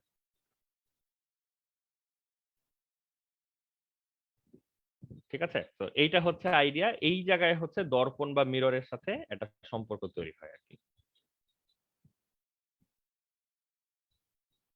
জুবাইর, ওকে, বুঝতে পারছো? তাহলে এটা হচ্ছে ফুল বিক্রিয়াটা। আর এই জায়গায় যদি কোনো কিটোন থাকতো, মানে আমরা তো অ্যালডিহাইড নিয়ে বিক্রিয়াটা দেখলাম, এইখানে যদি কোনো কিটোন থাকতো তাহলে এইটার আউটকাম হইতো নো রিয়াকশন। তো এই যে এখানে টলেন বিকারকের যে বিক্রিয়াটা, এটা আসলে অ্যালডিহাইড অ্যাটেন্ড করে, অ্যালডিহাইড এই বিক্রিয়াটা দেয়, কিন্তু কিটোন এই বিক্রিয়াটা হচ্ছে দিতে পারে না। তো অ্যালডিহাইড দেয়, কিটোন দেয় না। আমরা শুরু থেকে এই চ্যাপ্টার বা টপিকটা শুরু থেকে জেনে আসতেছি যে অ্যালডিহাইড আর কিটোনের মধ্যে ভয়াবহ রকমের সাদৃশ্য, মানে তারা সবাই কেন্দ্রাকর্ষী সংযোজন দেয়, এরকম বিভিন্ন রকম বিক্রিয়া টিক্রিয়া আমরা পড়ে আসতেছি, যেখানে কোনটা অ্যালডিহাইড কোনটা কিটোন আমরা বলতেছিও না সবসময়, কার্বনিল যৌগ বলে বলে পার করে আসতেছি। তো এইটা হচ্ছে প্রথম মানে গ্রেট থিং, যেটা অ্যালডিহাইড আর কিটোনকে আলাদা করতে ব্যবহার করা যাবে। এমন একটা রিয়াকশনের সন্ধান পাওয়া গেল যেটা অ্যালডিহাইড দেয় কিন্তু কিটোন দেয়ই না। অতএব দুইটা টেস্ট টিউব আছে, চিন্তা করো, দুইটা টেস্ট টিউবের মধ্যে একটাতে হচ্ছে অ্যালডিহাইড, একটাতে হচ্ছে কিটোন। আমরা যদি দুইটা টেস্ট টিউবের মধ্যে 2,4-DNP যোগ করি, তাহলে অধক্ষেপ কোন টেস্ট টিউব থেকে পাবো? অ্যান্সার হচ্ছে দুইটা থেকেই পাবো, কারণ 2,4-DNPর সাথে অধক্ষেপ তৈরি করা হচ্ছে কার্বনিল যৌগের বৈশিষ্ট্য। অ্যালডিহাইড বা কিটোন আলাদা কোনো বিহেভিয়ার এখানে দেখায় না, এই বিহেভিয়ার তাদের জন্য কমন। তাহলে তোমার কাছে ধরো দুইটা টেস্ট টিউব ছিল, একটাতে অ্যালডিহাইড একটাতে কিটোন, তুমি আলাদা করতে চাও কোনটাতে অ্যালডিহাইড এবং কোনটাতে কিটোন। কিভাবে করবা? তুমি প্রথমে 2,4-DNP যোগ করলা, দেখলা যে আলাদা করা যাচ্ছে না, দুজনেই কোয়ালিফাই করতেছে। দেন তুমি টলেন বিকারক হচ্ছে যোগ করে দিবা। টলেন বিকারক যোগ করলে যেটাতে সিলভার দর্পণ তৈরি হবে এটা হচ্ছে অ্যালডিহাইড, যেটাতে কোনো কিছু হবে না সেটা হচ্ছে কিটোন। ঠিক আছে? তো এটা এক্সামের জন্য মারাত্মক মারাত্মক রকমের ইম্পর্টেন্ট, আবহমান কাল ধরে এটা পরীক্ষায় আসতেছে, নোট রাখো আর কি, তারকা চিহ্ন দিয়ে রাখো।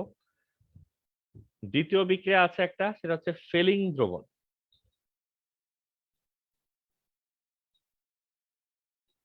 ফেলিং দ্রবণের হচ্ছে সংকেত আমরা কি বলেছিলাম? কপার হাইড্রোক্সাইড এবং হচ্ছে সোডিয়াম হাইড্রোক্সাইড। আগেরটা যদি বুঝে যাও মোটামুটি, তাহলে এখানে খুব বেশি স্ট্রাগল করতে হবে না। একই জিনিস, আমরা একটা অ্যালডিহাইড নিলাম এবং এখানে আমরা এই বস্তুটা নিয়ে নিলাম, কপার হাইড্রোক্সাইড এবং সোডিয়াম হাইড্রোক্সাইড নিয়ে নিলাম। দেখো আগের মতো করে যদি চিন্তা করি, এখানে যদিও copper hydroxide, sodium hydroxide, felling দ্রবণ, টেলিং দ্রবণ অনেক কিছুই বলতেছি, বাট বিক্রিয়া অনুযায়ী এই বস্তুটার রোল হচ্ছে সে একটা জারক বা একটা মৃদু জারকের রোল হচ্ছে সে প্লে করে। ঠিক আছে? সবাই একটু মাথায় রাখো। তাহলে এই যে এখানে কম্বিনেশনটা বা জোড়াটা, এটার অনেক রকম নাম পরিচয় থাকতে পারে, বাট বিক্রিয়ার মধ্যে তার রোলটা হচ্ছে সে একটা মৃদু জারকের রোল প্লে করে।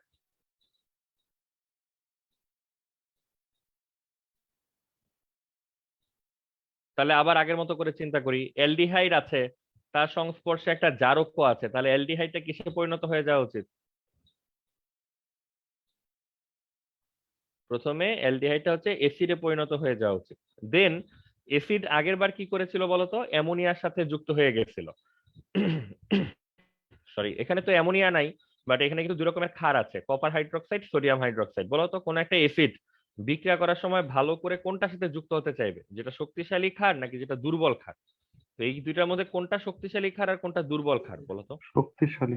সোডিয়াম হাইড্রোক্সাইড শক্তিশালী। হ্যাঁ, এখানে সোডিয়াম হাইড্রোক্সাইড হচ্ছে স্ট্রং পার্ট, কপার হাইড্রোক্সাইডটা হচ্ছে উইক পার্ট। আমরা অনেক আগে একটা অদ্ভুত নিয়ম তোমাদেরকে বলছিলাম যে শক্তিশালী জিনিসপত্র কিভাবে চেনা যায়, বলো তো, কারো মনে আছে? জীবনে যেটা বেশি শুনছি। যেটা যতবার বেশি দেখছি। বাহ, তোমরা তো সেই জিনিস মনে রাখছো। ঠিক আছে, তো এখানেও একই নিয়মে কাজ করলেই কাজ হবে। সোডিয়াম হাইড্রোক্সাইড তীব্র ক্ষার, কপার হাইড্রোক্সাইড হচ্ছে দুর্বল ক্ষার। তাহলে বাকি অংশটাকে তো হয়তো অনুমান করতে পারতেছো, এই অ্যাসিড তাহলে সোডিয়াম হাইড্রোক্সাইডের কাছে চলে গেল, তাহলে সে কিসে পরিণত হবে বলতো? HCOO, লবণ, তার সাথে কি পাবা কেয়া কসমেটিক্স এর পক্ষ থেকে? পানি। তো লবণ পানির পার্টটুকু ডান। তারপর আর কি করতে হবে দেখো, এইটার কেস ডিসমিস, এটা এই যোগের মধ্যে ঢুকে গেছে।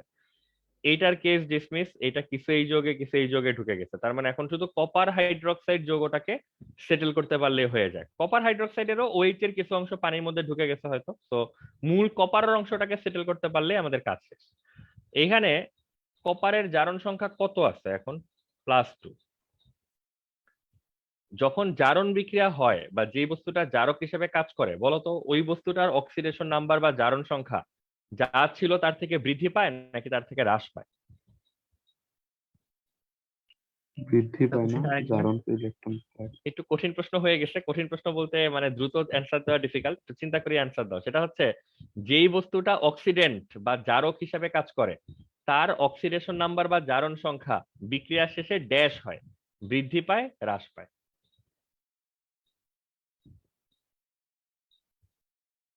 যে জারিত হয় তারটা তো বাড়ে, কিন্তু যে জারক তারটা তো কমার কথা তাহলে। ভালো করে চিন্তা করো, অন্য কোনো কিছু অপ্রাসঙ্গিক কিছু বলবা না, ওগুলা সব নিজের কাছে রাখো, আমাদেরকে শুধু স্পেসিফিক অ্যান্সার বলবা। কপার হাইড্রোক্সাইড একটা অক্সিডেন্ট বা জারক, এটা কারেন্টলি জারণ সংখ্যা +2 দেখা যাচ্ছে বিক্রিয়ার আগে, বিক্রিয়ার পরে এটা কি +2 থেকে বেশি পাবো, লাইক +3 +4 টাইপের পাবো নাকি কম পাবো, +1 +0 এরকম পাবো? বলো বলো, যার যা মনে হয় বলো। যদি বলতে এখানে কনফিউশন ফিল করো তাহলে আগের বিক্রিয়া যাওয়া উচিত। আগের বিক্রিয়াতে আমরা এই জিনিসটা তোমাদেরকে ধরে ধরে দেখাই নাই, বাট যা বোঝা যাচ্ছে এটা তো তোমরা কনফিউশন লাগাই ফেলছো। সেটা হচ্ছে, বলো হ্যাঁ, এখানে বেশি হওয়ার সিলভারের কথা। জারণ সংখ্যা কত? রাহাত বলো এখানে সিলভারের জারণ সংখ্যা কত?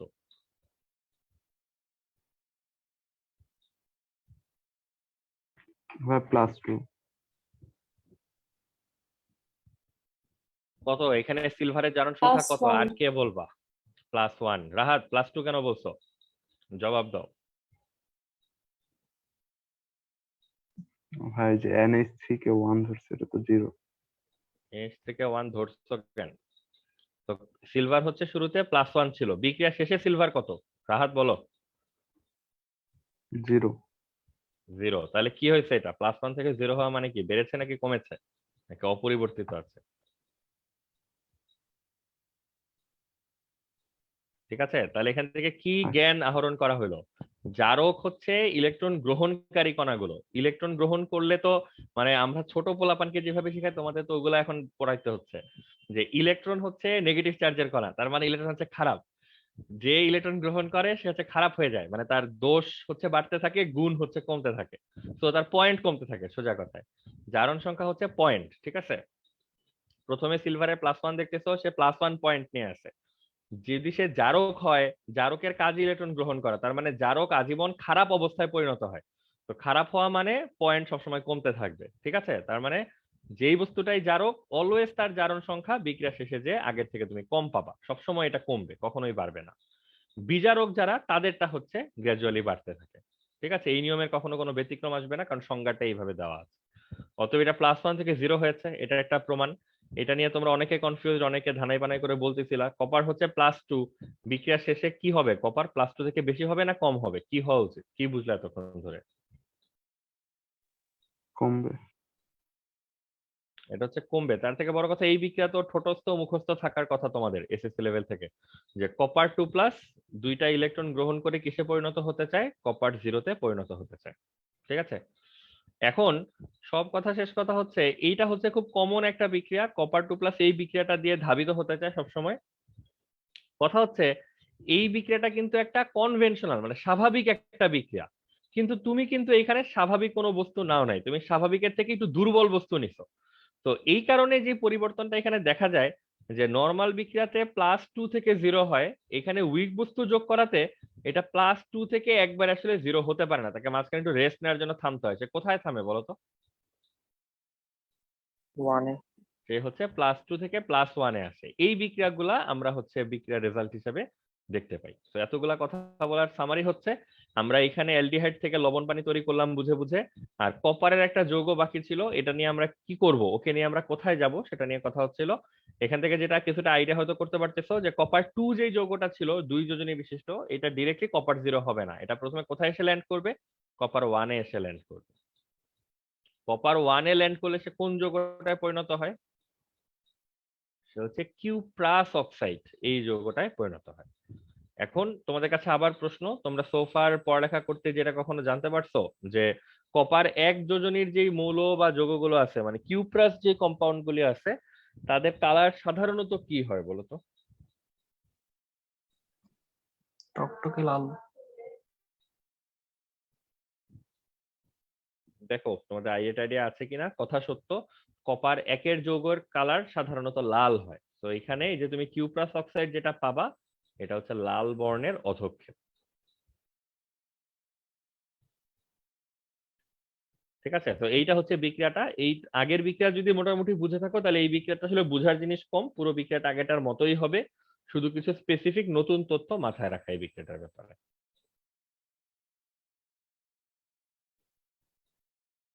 ঠিক আছে, বক্তিয়ার তো একটা কঠিন কথা বলছে, এটা অটো রিডাকশন কিনা, এই কথার মানে কি, মানে কি বুঝতে চাইলা, কি বুঝাতে চাইলা বুঝি নাই, একটু সহজ করে বলতে পারো।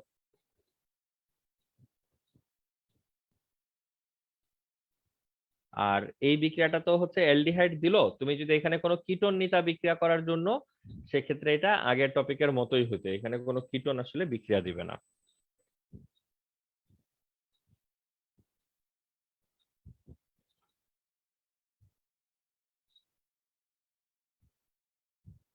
ঠিক আছে, তো এইটাও হচ্ছে অ্যালডিহাইড কিটোনকে পার্থক্যকরণ বলো শনাক্তকরণ বলো, এটার জন্য খুবই ইম্পর্টেন্ট একটা বিক্রিয়া হবে হচ্ছে এটা। সবাই লিখে টিখে রাখো, কারো কোনো পার্টে কনফিউশন থাকলে বইলো। বাট কিছুটা সেন্স মেক করা যাচ্ছে, বোঝা যাচ্ছে মনে হয় যে কি করতে হবে এগুলোতে।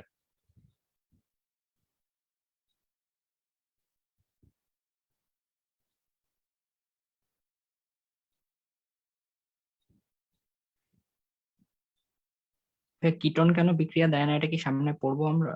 হ্যাঁ, এটা যদিও লাগবে না, বাট এটা আমরা পড়বো, মানে এটা বইতেও তুমি পাবা না খুব একটা, তো এটা আমরা ওই কৌতূহলের পার্ট হিসাবে জেনে রাখার চেষ্টা করব যে কেন আসলে এখানে কিটোনগুলো বিক্রিয়া দিচ্ছে না।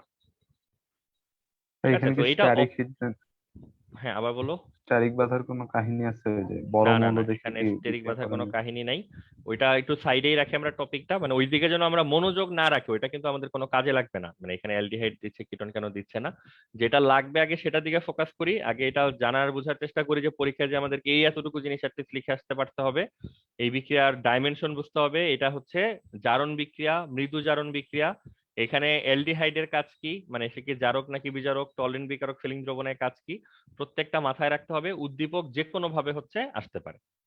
আর সবকিছু শেষে এটা একটা ছোট্ট পার্ট আমি আলাদাভাবে মাথায় রাখলাম, যে এখানে অ্যালডিহাইড বারবার বিক্রিয়া করতেছে, কিটোন গুলো বিক্রিয়া দিচ্ছে না, কেন দিচ্ছেন এটা ধরো আমরা জানতে চাই।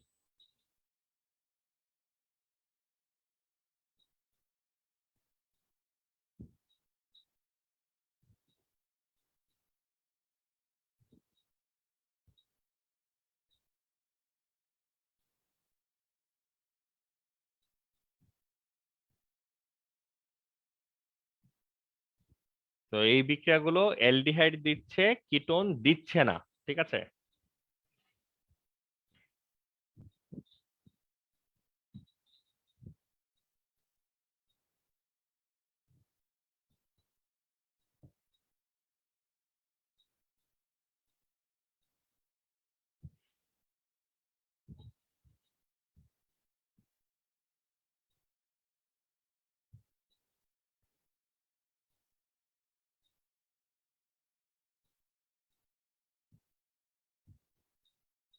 আমরা কি জানি বলতো, অ্যালডিহাইড আর কিটোন দুই দলকে যদি আমরা অক্সিডেশন করতে পারি, তাহলে ফাইনাল রেজাল্ট কি হয়? Carboxylic acid. তো আমরা একটু অন্য ডাইমেনশন থেকে বোঝার চেষ্টা করি এখানে আসলে হচ্ছেটা কি। ধরো এটা একটা অ্যালডিহাইড আমাদের কাছে ছিল, যদি এটাকে আমরা জারণ করতে সক্ষম হই এটা অ্যাসিডে কনভার্ট হয়। একটা কিটোন ছিল আমাদের কাছে, সেটাকে যদি আমরা জারণ করতে সক্ষম হই তাহলে বা অক্সিডেশন করতে সক্ষম হই তাহলে এটা একটা কার্বক্সিলিক অ্যাসিডে পরিণত হবে। এখন আমরা যদি দেখি যে প্রথমে যে বস্তুটা থাকে আর জারণের পরে সেই যে যৌগটায় পরিণত হয়, এই দুইটা যৌগের মধ্যে সিমিলারিটি কতটুকু, চেঞ্জ কতটুকু। দেখো, আর শুরুতে ছিল, এখনো আছে, সিও ছিল, আছে, এইচ ছিল, এইচ নাই, ওএইচ আসছে। ঠিক আছে, তাহলে জাস্ট এই গ্রিন কালার্ড অংশটায় একটা পরিবর্তন আসতেছে। দ্বিতীয়টাতে যদি আসি, আর আর সিও সিও, তো এই পর্যন্ত অংশ কিন্তু আনচেঞ্জড। জাস্ট এখানে ছিল হচ্ছে CH3, এইটা চেঞ্জ হয়ে হয়ে গেছে OH। তাহলে আমরা যদি বলি যে যেই বস্তুগুলা বিক্রিয়ক হিসেবে কাজ করে তার তো পুরো যৌগটা ভাঙচুর, পুরো নতুন করে ফরমেশনের কোনো দরকার নাই। পার্টিকুলারলি কোন জায়গাটায় পরিবর্তনটা আসে বলতো? এই জায়গাটায় পরিবর্তন আসে, এই জায়গাটায় হচ্ছে পরিবর্তন আসে। তাহলে তোমাকে কি করতে হবে, মানে এই পরিবর্তন আনতে গেলে কি করতে হবে? এই বন্ধনটা ভাঙতে হবে। এই বন্ধনটা ভেঙে তুমি এইচ কে সরায় OH নিয়ে আসবা, CH3 কে সরায় OH নিয়ে আসবা, এগুলা হচ্ছে তোমার প্ল্যান। ঠিক আছে, দেখো সবাই ফলো করতে পারতেছো কিনা। এখন এই বন্ধন যে আমি ভাঙবো, ভেঙে তারপর আমি OH বা অন্য মানে যা দেখতে পাচ্ছি সেটাকে যে আমরা নিয়ে আসবো, আমরা দেখতে পাচ্ছি এই বিক্রিয়াটা হয়, ওকে, বাট এটা হচ্ছে নট ওকে। তাহলে তোমার আইডিয়া কি বলে যে এই বন্ধনটা ভাঙলে যেহেতু বিক্রিয়া হতে পারে, তাহলে আমরা কখন বলতে পারতেছি যে আমরা উপরের যে বন্ধনটা, দেখো মানে এইটা ভাঙে, যেহেতু এই বিক্রিয়াটা হয় তার মানে এই বন্ধনটা ভাঙা সম্ভব হয় শেষ পর্যন্ত। নিচের বিক্রিয়াটা যেহেতু হচ্ছে না, কিটোন যেহেতু জারণ বিক্রিয়া অংশগ্রহণ করে না, সেহেতু আমরা বলতে পারি যে এই বন্ধনটা আসলে শেষ পর্যন্ত ভাঙে না। আমরা জানি ভাঙলে কি হইতো, কিন্তু আমরা আসলে এই বন্ধনটা ভাঙতেও পারি না, এই যৌগটাও তৈরি হয় না। তাহলে প্রশ্নটা কিন্তু এক জায়গা থেকে সরে আরেক জায়গায় চলে আসলো। শুরুতে প্রশ্নটা ছিল অ্যালডিহাইড এই বিক্রিয়া দেয়, কিটোন দেয় না কেন। আর এতক্ষণ ডিসকাশনের পরে প্রশ্নটা হয়ে গেছে যে অ্যালডিহাইডের এই যে দেখানো আছে সেই বন্ধনটা ভাঙে, কিন্তু কিটোনের এই দেখানো বন্ধনটা ভাঙে না কেন। দেখো সব একটা প্রশ্নের উত্তর দিলে কিন্তু আরেকটা প্রশ্নের উত্তর চলে আসতেছে। তো এখন আমরা কি তোমাদেরকে এটা জিজ্ঞাসা করতে পারি, মানে তোমাদের কোনো এই যে ব্যাপারে মতামত আছে যে কার্বন হাইড্রোজেন বন্ধনটা এখানে আমরা সহজেই ভাঙতে পারি, কিন্তু এখানে কার্বন কার্বন বন্ধনটা আমরা ভাঙতে পারি না কেন?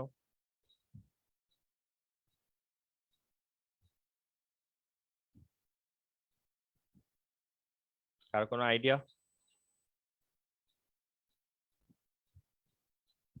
সবার কাছে কি আইডিয়া ক্লিয়ার কিনা? সবাই ঠান্ডা মাথায় চিন্তা করো। অ্যালডিহাইড বিক্রিয়া করে, বিক্রিয়া করলে কি পরিবর্তন হয় দেখলাম, এইচ সরে OH চলে আসে, তার মানে ওই বন্ধনটা, এই যে কার্বন আর হাইড্রোজেনের মধ্যে যে বন্ধনটা, এটা আমরা ভাঙতে সক্ষম হই। কিটোন বিক্রিয়া করে না, কোনো যৌগ তৈরি হয় না, বাট এটা আমরা জানি যদি সে বিক্রিয়া করতো তাহলে সে কোন যৌগে পরিণত হইতো। তো কিটোনের কোন বন্ধনটা ভাঙতেছে না সেটা আমরা বুঝতে পারতেছি।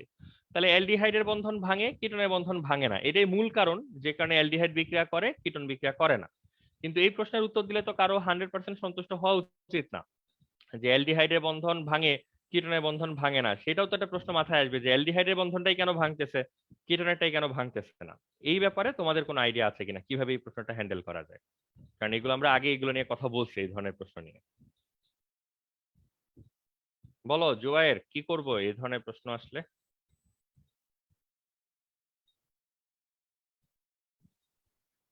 ভাইয়া ও, এখানে শঙ্করায়ন টাইপের কিছু মানে আছে কি? বলতে পারতেছো না কেন আমি শিওর না। এগুলো তো সিগমা বন্ধন, সিগমা বন্ধনের দৃঢ়তা কিসের উপর নির্ভর করে? ওভারল্যাপিং মানে সিমিলারিটি।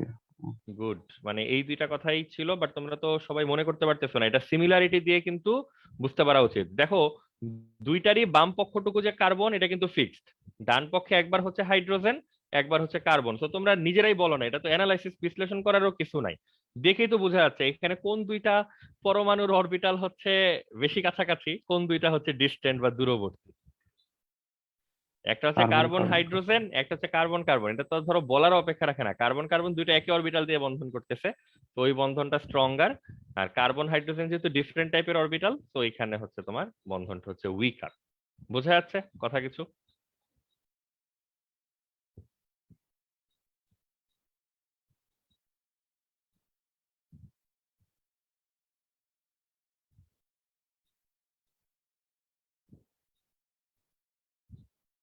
ঠিক আছে, বুঝতে পারলে জানাও, এটা হচ্ছে একটা ব্যাপার।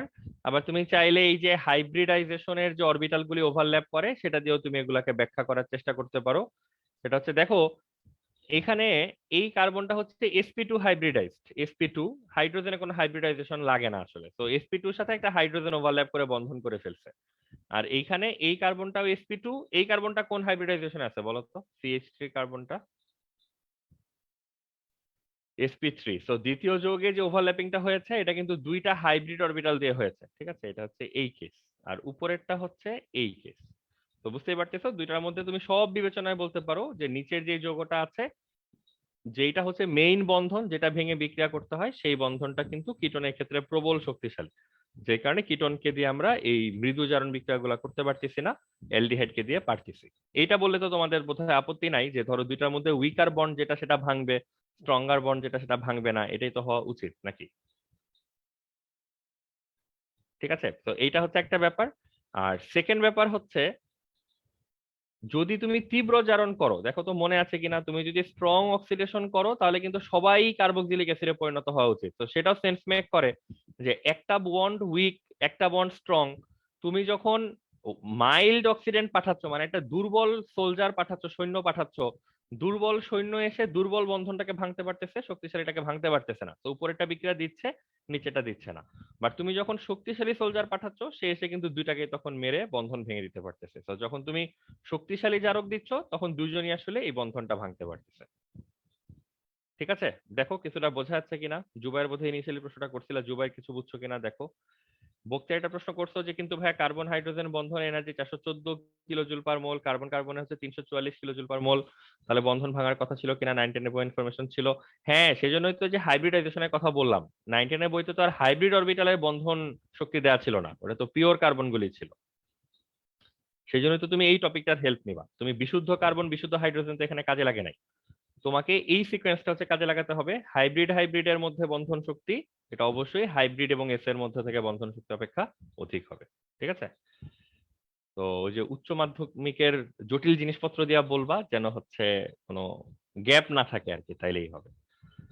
তো দেখো এইটা হচ্ছে ব্যাখ্যা, ব্যাখ্যাটা তোমরা বুঝছো কিনা একটু চিন্তা করে দেখো, এবং ব্যাখ্যাটা যে যথেষ্ট ভালো ব্যাখ্যা মানে ধানাই পানাই কম এটা বুঝছো কিনা। তারপর যদি কারো প্রশ্ন থাকে প্রশ্ন বলো, প্রশ্ন শুনতে চাই।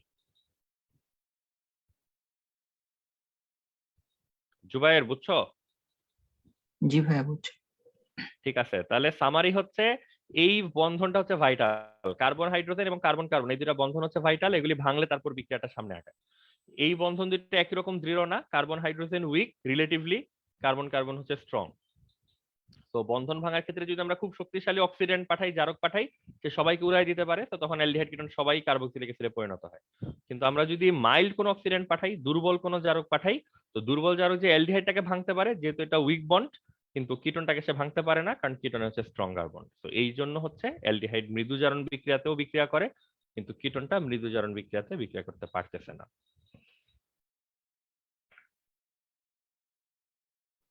আর ঠিক আছে, তো জারণ বিক্রিয়া নিয়ে আর আমাদের কোনো কথাবার্তা নাই, এক্সট্রিমলি ইম্পর্টেন্ট। দুইটা টেস্ট টিউবের একটাতে হচ্ছে অ্যালডিহাইড আছে একটাতে কিটোন আছে, কিভাবে আলাদা করবা এগুলো আবহমান কালের প্রশ্ন।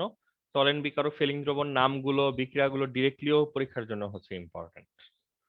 তো আজকে আর আমরা খুব একটা সামনে আগাবো না, আমাদের জন্য এনাফ হচ্ছে। তোমরা ফোর্থ বিক্রিয়াটা আমাদের আসলে পড়া লাগবে না, এটা তোমাদেরকে একটু মনে করায় দেওয়ার জন্য। জারণের পরে বিজারণ বিক্রিয়াটা এটা আমাদের অলরেডি ডান আসলে। তো আমরা 2 মিনিটে জাস্ট এটা তোমাদের একটু মনে করাই দিয়ে ক্লাস শেষ করবো।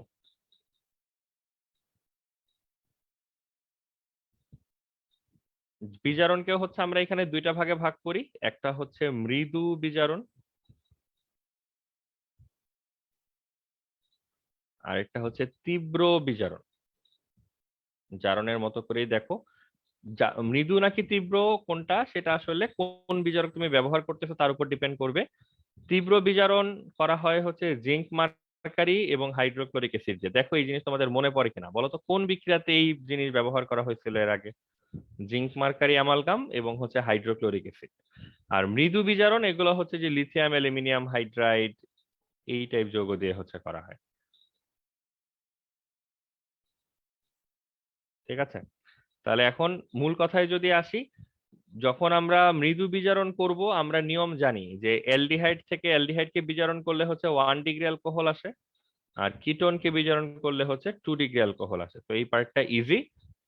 আমাদের লাগবে হচ্ছে এখানে তীব্র বিজারণটা। তো দেখো পুরাই উল্টাপাল্টা, মানে জারণের ক্ষেত্রে হচ্ছে তীব্র জারণটা ছিল বোরিং, মৃদু জারণটাতে প্যাচপুচ, আমরা মৃদু জারণটা পড়লাম, পরীক্ষায় লাগবে। বিজারণে এসে উল্টা, বিজারণে মৃদু বিজারণ বরং সিম্পল, যা নিয়ম কানুন আছে সেটাই ফলো করে, এটা পড়াও লাগে না, এমসিকিউ জন্য জেনে রাখতে পারো বড়জোর। কিন্তু এখানে তীব্র বিজারণ হচ্ছে মারাত্মক রকম ইম্পর্টেন্ট। তো তীব্র বিজারণ এটা ব্যবহার করে করা হয়, সেটা কোন বিক্রিয়াটা বক্তিয়ার বলতে পারছো, বাকিদের কোনো সারা শব্দ নাই। এটা হচ্ছে ক্লিমেনসন রিডাকশন বা ক্লিমেনসন বিজারণ। তো ক্লিমেনসন বিজারণ আসলে আমরা আগে ক্লাসে পড়ছি, এটা এখন আর আমরা ক্লাসে অবশ্যই পড়বো না, পড়লে নেক্সট ক্লাসে পড়বো। এটা তোমাদের সেলফ স্টাডি, আগের লেকচার দেখে দেখে এটা একটু রিভাইজ দিয়ে আসবো, আমরা পড়া ধরবো ক্লাসে। সবকিছু জিজ্ঞাসা করবো, এই ক্লিমেনসন বিজারণে কি ইউজ করা হয়, কি তৈরি হয়, কোত্থেকে কি আসে, কি চলে যায়, কি বাড়ে, কি কমে, সবকিছু জিজ্ঞাসা করবো। এটা হচ্ছে তোমাদের প্রিভিয়াস লেকচার থেকে পড়ে আসতে হবে, এই ক্লিমেনসন বিজারণ অংশটা। ঠিক আছে, তাহলে আজকে থাকুক এই পর্যন্ত। আমাদের অ্যালডিহাইড কিটোনের বিক্রিয়া মোটামুটি ভাবে ডান। আমরা তো নেক্সট ক্লাসে আমরা অ্যালডিহাইড কিটোনের বিক্রিয়া পুরোটাই শেষ করে ফেলতে পারবো। ঠিক আছে, আর তোমরা বাসায় হচ্ছে পড়তে থাকো, লেকচার যেন খুব একটা বেশি পিছায় না পড়ো আর কি, তাহলেই হবে। ঠিক আছে, আজকের জন্য তাহলে সবাইকে থ্যাংক ইউ। আল্লাহ হাফেজ। আসসালামু আলাইকুম ভাই। ওয়ালাইকুম আসসালাম। আসসালামু আলাইকুম স্যার। ওয়ালাইকুম সালাম। আল্লাহ হাফেজ সবাইকে।